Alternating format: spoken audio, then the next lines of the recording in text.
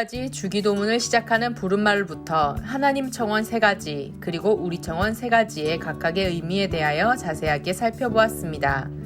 오늘은 마지막으로 주기도문의 속령에 대하여 살펴보려고 합니다. 먼저 속령이란 무엇을 의미하는 표현일까요? 속령은 2개의 헬라어인 독사와 로고스의 합성어로서 영광에 대한 말씀으로 해석할 수 있습니다.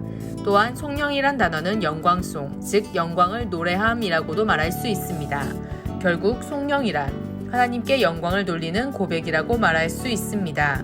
모든 기도를 마치며 하나님의 영광을 찬양하는 고백이 주기도문의 마지막 기도의 내용인 것입니다. 그런데 우리가 주기도문의 마지막으로 고백하는 속령이 담긴 본문인 마태복음을 살펴보면 한 가지 궁금증을 가지게 됩니다. 바로 이 고백이 괄호로 표시되어 있기 때문인데요. 성경에서 괄호로 표기된 부분은 성경의 사본에 따라 있는 것도 있고 없는 것도 있을 때 사용합니다.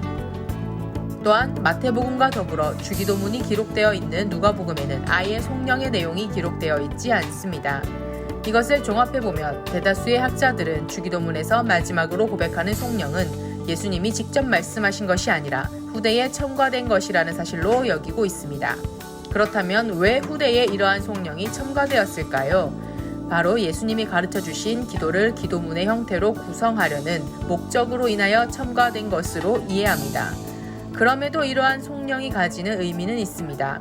바로 속령의 핵심이 그 나라와 권세와 영광이 우리의 기도를 들으시는 하나님께 있다는 고백이기 때문입니다.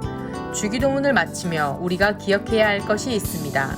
예수님은 주기도문을 통해 예수님을 믿는 우리로 하여금 하나님의 이름의 영광과 하나님 나라의 도래, 그리고 하나님의 뜻이 이 땅 가운데 성취됨을 위해 기도하라고 말씀하셨기 때문입니다.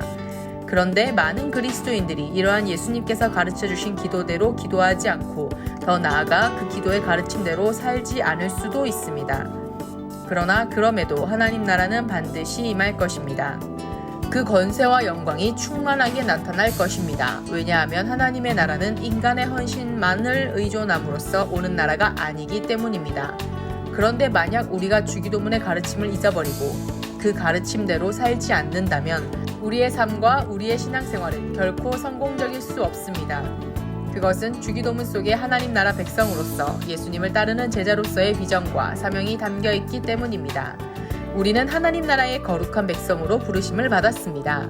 하나님 나라와 영광을 위해 살아가도록 부름을 받았습니다. 나의 힘과 능력을 의지하는 삶이 아닌 오직 하나님만을 의존하는 삶으로 부름을 받았습니다. 사랑하는 여러분, 우리가 매주 고백하는 주기도문이 예배의 형식에 따라 드리는 형식적인 기도가 아니길 원합니다.